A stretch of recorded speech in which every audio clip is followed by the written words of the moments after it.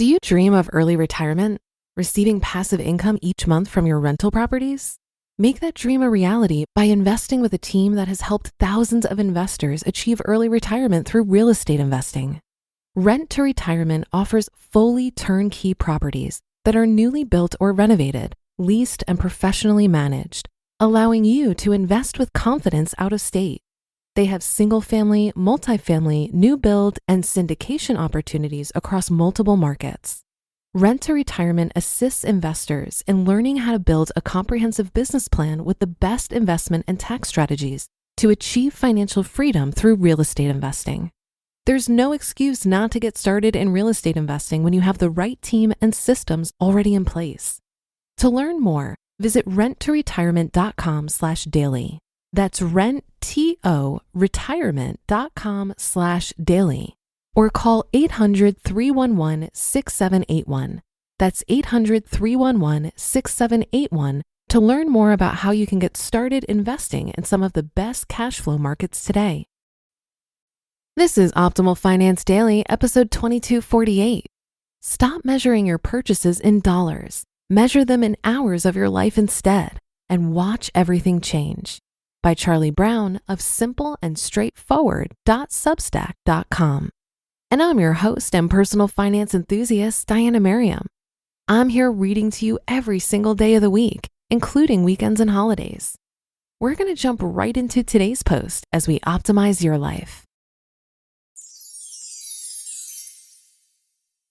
Stop measuring your purchases in dollars. Measure them in hours of your life instead, and watch everything change.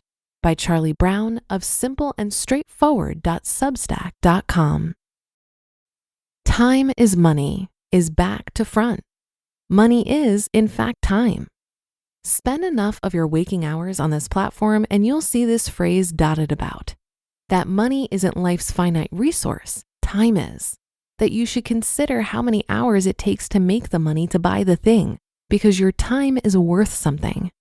It's a mindset I'm fully committed to. But when everyone around you still measures their purchases in money, not time, it doesn't make for an easy mindset shift. I still struggle with it all. So let's ride this time-money merry-go-round together, shall we?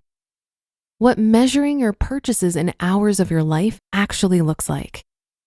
There are a few ways to do this, but by far the easiest way is to figure out your hourly wage. Then use that as a unit of measurement for all future purchases. Earn $20 an hour after tax and spend $20 on a takeout pizza. That pizza costs you an hour of your life. Spend $1,500 a month on rent or mortgage and bills. That's 75 hours or nearly 2 weeks of an average 40-hour work week. It's a magic way of looking at life because it really is tangible. You remember what it was like to work that hour, how you felt. Were those hours worth it to buy the thing you've got your eye on? In my experience, this mindset shift works best when you're deciding whether to do something you don't really want to do. Say some colleague you're not that keen on asks you to go to their birthday dinner. You've got to buy a gift. You've got to pay for your dinner and likely a portion of the birthday person's dinner too.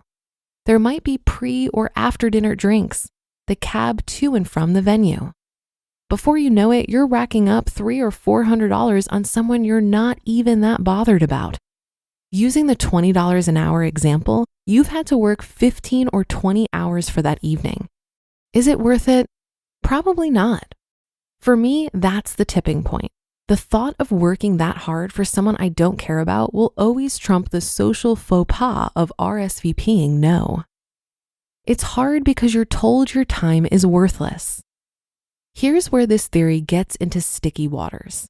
Society tells us that money is the most important measurement in life. Your time? No, that's pretty worthless. Think about it. We're told that working harder for less pay is normal, that unpaid overtime is just what you do to get ahead.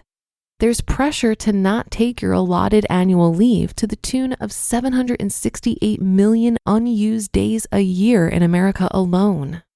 When it comes to work and thus money, your time is not considered your own.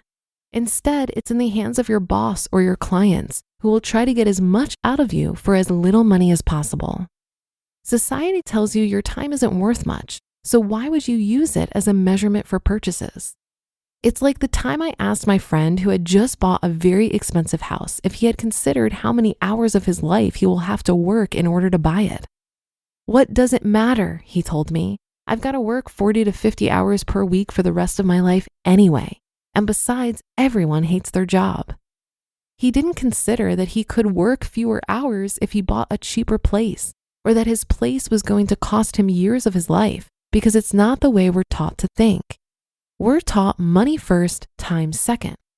Switching these priorities around isn't easy when no one around you is doing the same, but it could save you. What measuring purchases in time can do for you. For a start, it'll make you a more intentional spender.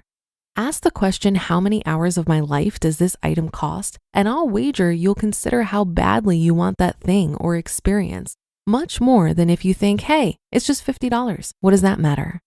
It could save you thousands. It'll also make you value your time much, much more. Constantly thinking about how you spend the hours of your life throws how you're spending them into sharp focus. Once you get into the habit, you'll find it easier to value your time over money, which psychologists say is awesome for your happiness and well-being. More time, more money, more happiness? It's all the good things, my friends. All the good things.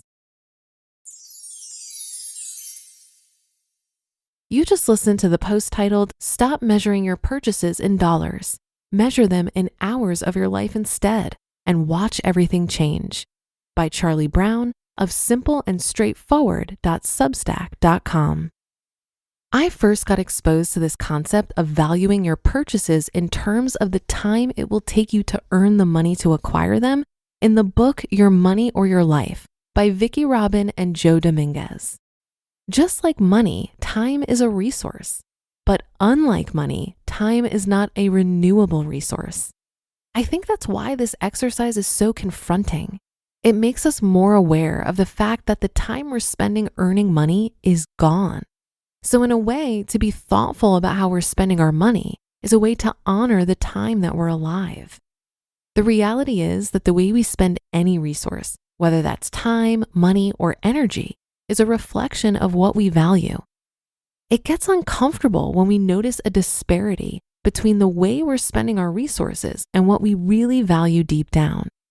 If we say we value time with family and our relationships, and yet we're spending most of our time working to afford a life of luxury, there's a disconnect there.